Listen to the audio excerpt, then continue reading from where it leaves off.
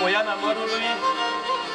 loc mirific încărcat de istorie, străjuit de munți și binecuvântat de Dumnezeu, dar și înzestrat cu oameni cu credința în Creator și cu dragoste față de tot ceea ce este frumos și plăcut, cum ar fi cântul și jocul popular. Poiana Mărului este așezată pe drumul ce leagă țara Vârsei de țara Făgărașului, drum pe care ani și ani au trecut oameni și au lăsat în urma lor lucruri bune din toate punctele de vedere,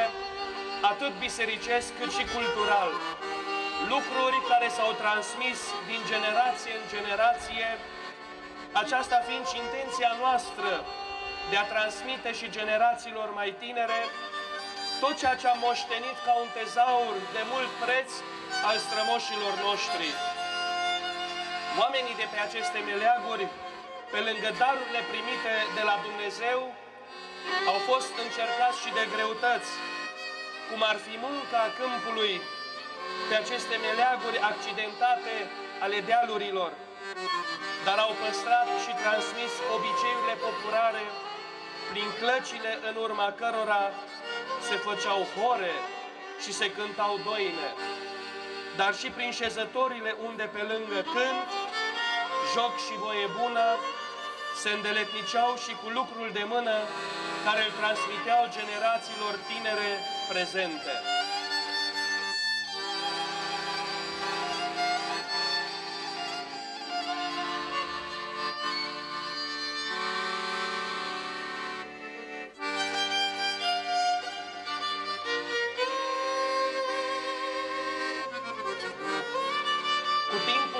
Evoluția vremurilor, rolul șezătorilor a fost preluat de către căminul cultural, care a fost condus de-a lungul anilor de oameni devotați și pricepuți, cum ar fi Iancu Lăzăroiu, Ilie Iacob, Gheorghe Garcea, Mioara Beleuță și Gabriela Țintea,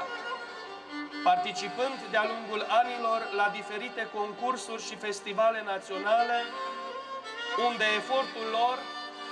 a fost apreciat prin premiile primite. După Revoluția din 1989, ansamblul Căminului Cultural, prin hotărârea Consiliului Local, a fost numit Flori de Măr. Din acel moment, ansamblul are în compoziție grupuri de dansatori, soliști vocali, instrumentiști, cât și colindători de toate vârstele. Din anul 2010, sub conducerea domnului Traian Dobrin și prin ajutorul real acordat de vechi instrumentiști, Țogoie Tudor, Banu Ilie și Banu Aurel, dar și prin cooptarea unor mai tineri instrumentiști, s-a înființat taraful ansamblului, așa cum este la forma actuală. Astfel, urmând ca de partea instrumental-vocală să se ocupe domnul Traian Dobrin, iar de partea coregrafică, doamna Gabriela Țintea,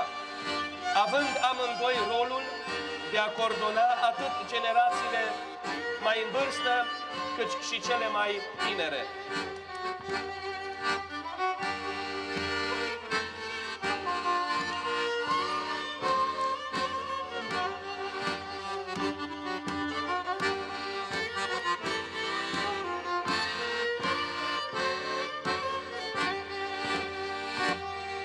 Materialul de față,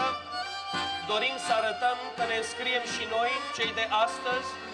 în rândul păstrătorilor de obiceiuri și tradiții populare din zona noastră. Dar pe cealaltă parte dorim să fim cunoscuți și pe alte meleaguri ale patriei noastre, cu speranța unor viitoare colaborări cu semeni de ai noștri